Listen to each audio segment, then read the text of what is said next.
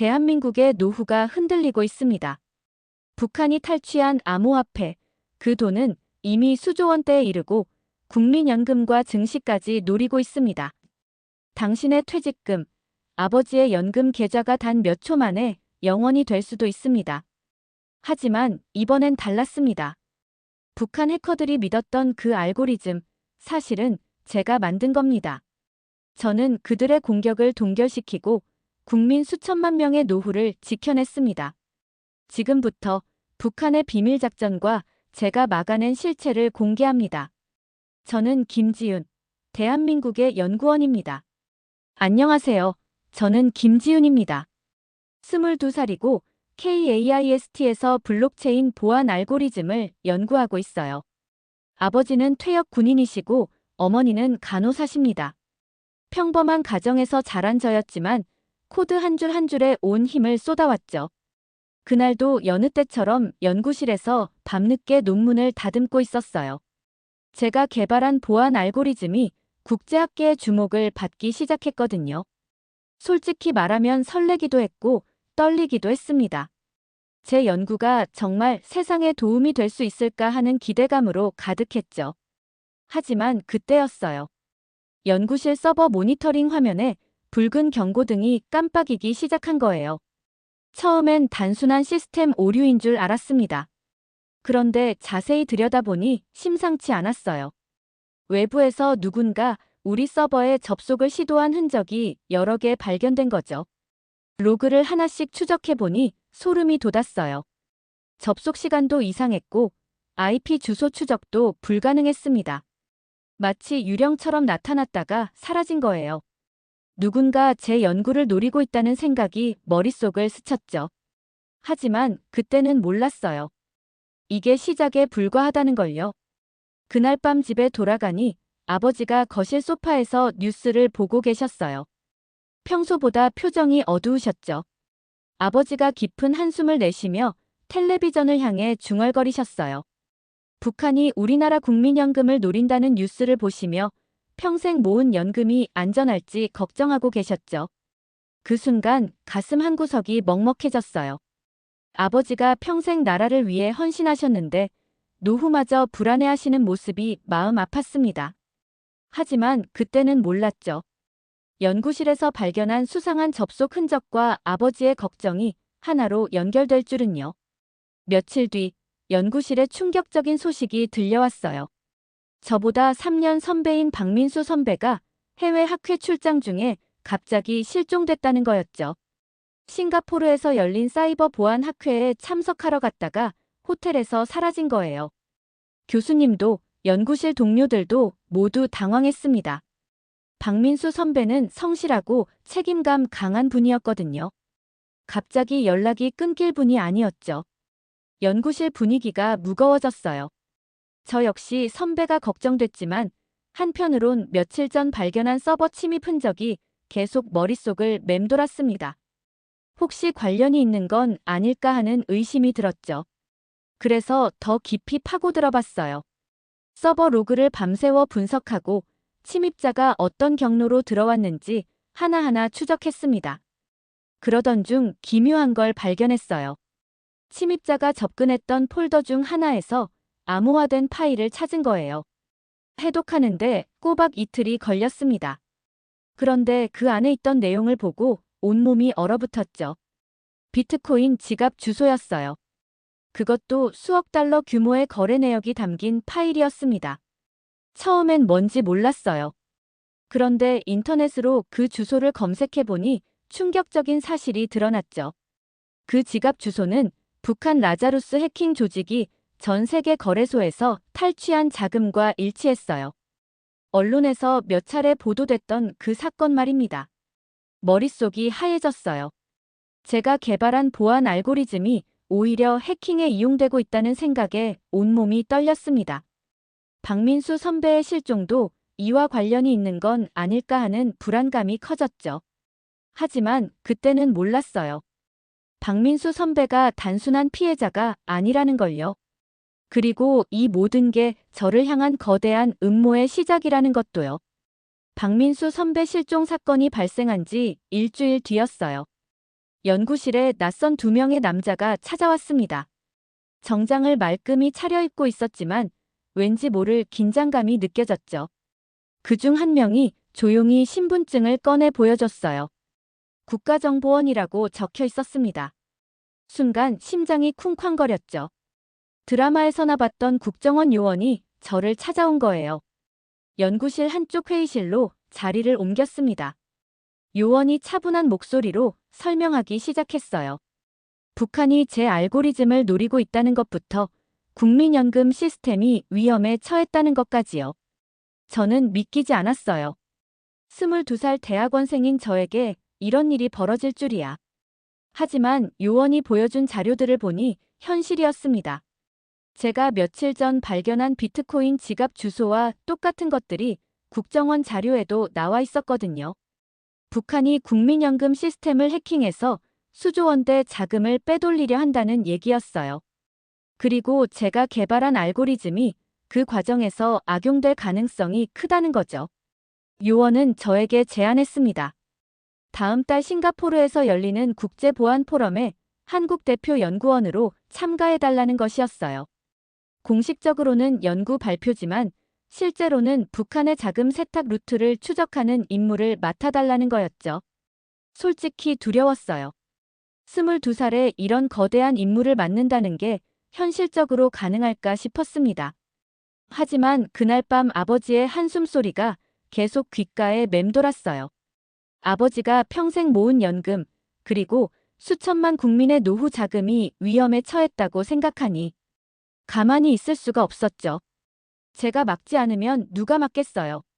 결국 저는 국정원의 제안을 받아들였습니다. 싱가포르 창의공항에 도착했을 때의 느낌을 잊을 수가 없어요. 화려한 공항 건물을 보면서도 긴장감이 온몸을 감쌌죠.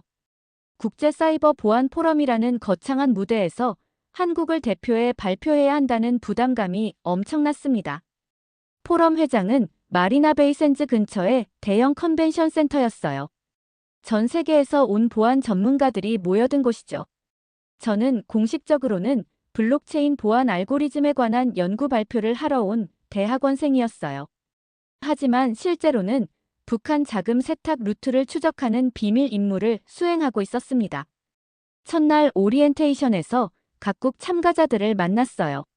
미국, 일본, 독일, 영국에서 온 연구자들 사이에서 22살의 제가 얼마나 어려 보였는지 몰라요. 하지만 저에게는 다른 목적이 있었죠. 북한에서 파견된 해커를 찾아내는 것이었습니다. 그런데 둘째 날, 정말 기묘한 일이 벌어졌어요. 점심시간에 혼자 앉아 있는데 한 여성이 다가왔어요. 저와 비슷한 나이로 보이는 동양인 여성이었죠. 자연스럽게 제 옆자리에 앉더니 자기소개를 했습니다. 김은별이라고 중국 베이징 대학에서 온 연구원이라고 했어요. 처음엔 별 생각 없었어요. 같은 또래 연구자를 만나서 반가웠죠. 하지만 대화를 나누면서 점점 이상함을 느꼈습니다. 은별 씨가 제 연구 분야에 대해 너무 자세히 알고 있었거든요. 그것도 아직 공개하지 않은 부분까지 말이에요. 더 이상했던 건 은별 씨의 질문들이었어요. 겉으로는 학술적인 호기심으로 포장했지만 뭔가 제 알고리즘의 취약점을 찾으려는 듯한 느낌이 들었습니다. 그때부터 경계심이 들기 시작했어요. 며칠간 포럼이 진행되면서 은별 씨와 여러 번 마주쳤어요. 매번 우연처럼 보였지만 사실은 의도적인 접근이라는 걸 점점 확신하게 됐죠. 특히 은별 씨가 블록체인 보안에 대해 논할 때의 전문성은 단순한 대학원생 수준을 넘어섰습니다. 국정원에서 받은 브리핑이 머리를 스쳤어요. 북한에서 젊은 여성 해커를 파견해 국제학회에 위장 침투시킨다는 정보였죠. 설마 은별 씨가 그 사람일까 하는 의심이 커졌어요. 하지만 확신할 수는 없었습니다. 혹시 제가 너무 예민하게 반응하는 건 아닐까 하는 생각도 들었거든요. 포럼 참석 중에도 저는 계속해서 북한 비트코인 자금의 흐름을 추적하고 있었어요. 호텔방에서 밤늦게 노트북을 켜놓고 분석하는 게 일상이 됐죠. 그러던 중 충격적인 사실을 발견했습니다. 제가 연구실에서 찾았던 그 비트코인 지갑에서 자금이 움직이고 있었어요. 홍콩의 한 거래소를 거쳐 두바이로, 다시 두바이에서 여러 경로로 분산되고 있었습니다. 자금 세탁의 전형적인 패턴이었죠. 더 무서운 건 그 자금의 최종 목적지였어요.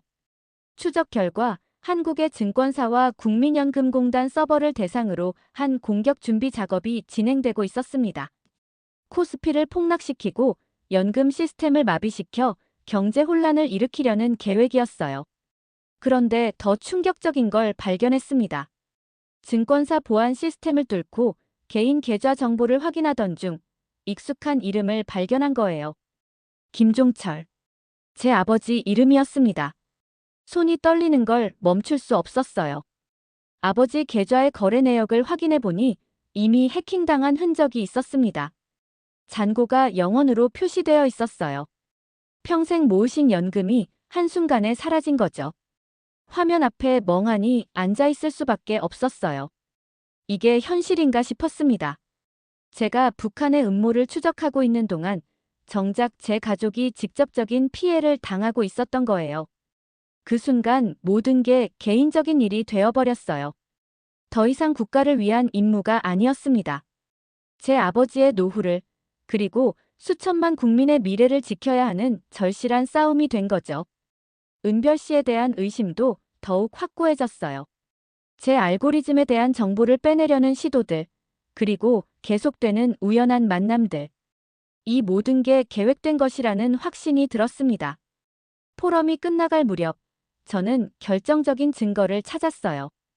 연구실 서버에 설치된 백도어의 진짜 설치자를 추적한 거였죠. 처음엔 외부 해커가 심어놓은 줄 알았는데 알고 보니 내부자의 소행이었어요.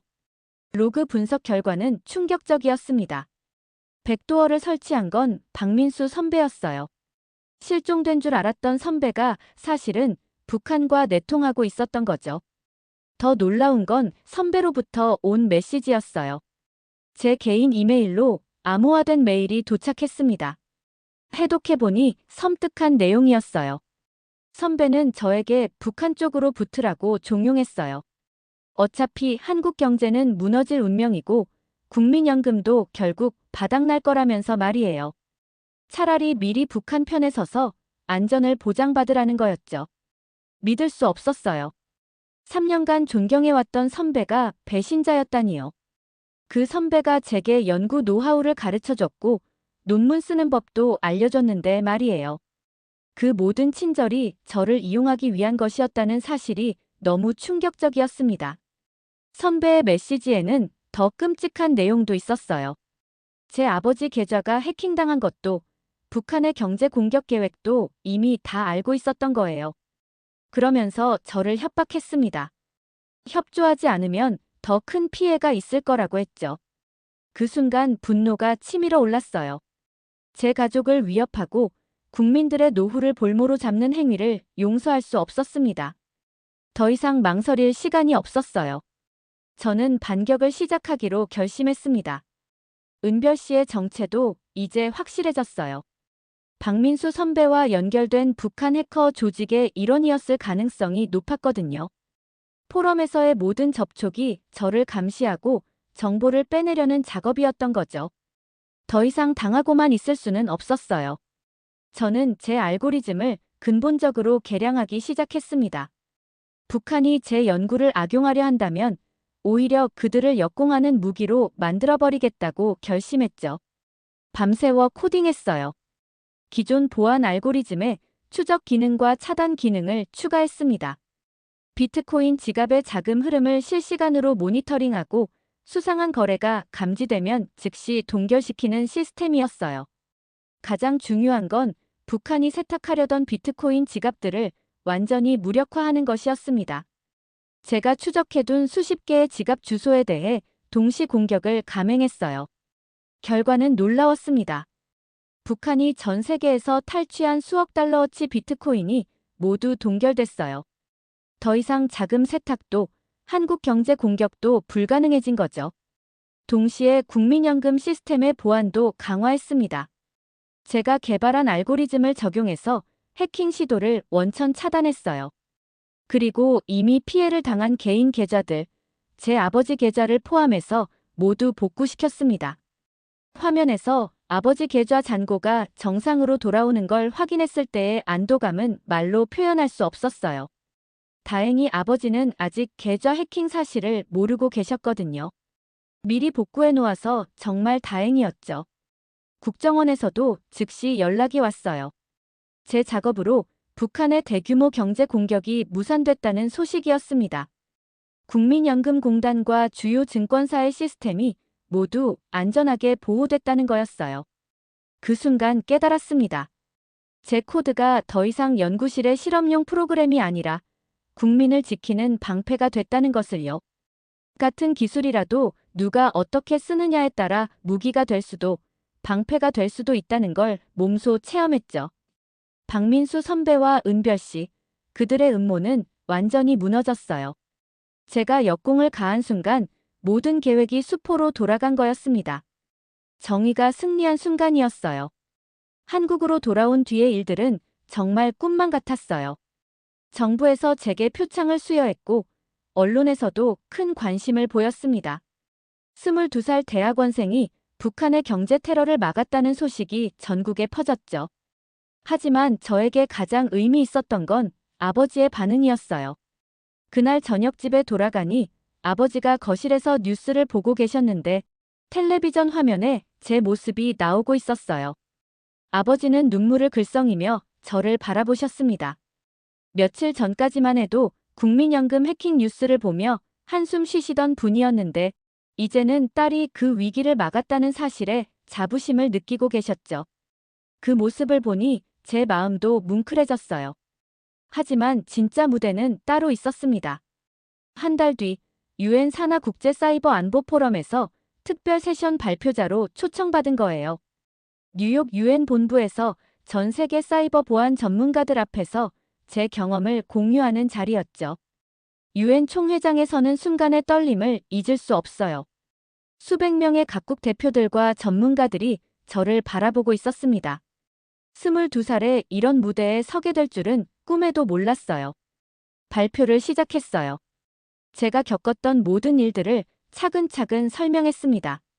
북한의 경제 공격 시도부터 제가 개발한 대응 알고리즘까지 기술적인 내용도 포함해서 상세히 말씀드렸죠. 그런데 발표 마지막 부분에서 제가 강조하고 싶었던 메시지가 있었어요. 기술 자체는 선악이 없다는 것, 그리고 같은 코드라도 어떻게 쓰느냐에 따라 완전히 다른 결과를 만들어낸다는 것이었습니다. 독재 국가에서는 똑같은 기술이 국민을 억압하고 다른 나라를 공격하는 무기가 되죠. 하지만 민주주의 국가에서는 국민의 재산을 지키고 경제를 보호하는 방패가 됩니다. 기술의 가치는 그것을 사용하는 사람들의 가치관에 달려 있다는 걸 몸소 체험했어요. 청중들의 반응이 뜨거웠어요. 발표가 끝나자 기립박수가 터져 나왔습니다. 여러 나라 대표들이 다가와서 협력을 제안하기도 했죠. 제가 개발한 알고리즘을 자신들 나라에도 도입하고 싶다는 거였어요. 그 순간 깨달았습니다. 이제 제 연구의 무대가 한국을 넘어 전 세계로 확장됐다는 것을요. 북한의 위협에 맞서는 것을 넘어서 전 세계 경제를 지키는 일에 기여할 수 있게 된 거죠. 뉴욕에서 한국으로 돌아오는 비행기 안에서 다짐했어요. 이제는 더 큰 꿈을 꿔야겠다고요. 세계 각국의 금융 시스템을 사이버 공격으로부터 보호하는 연구를 하겠다고 말입니다. 창밖으로 보이는 태평양을 바라보며 생각했어요. 몇 달 전만 해도 연구실에서 논문 하나 쓰는 게 전부였던 제가 이제는 국제적인 사이버 보안 전문가로 인정받고 있다는 사실이 믿기지 않았습니다. 하지만 무엇보다 뿌듯했던 건 아버지의 연금을 지켜냈다는 거예요.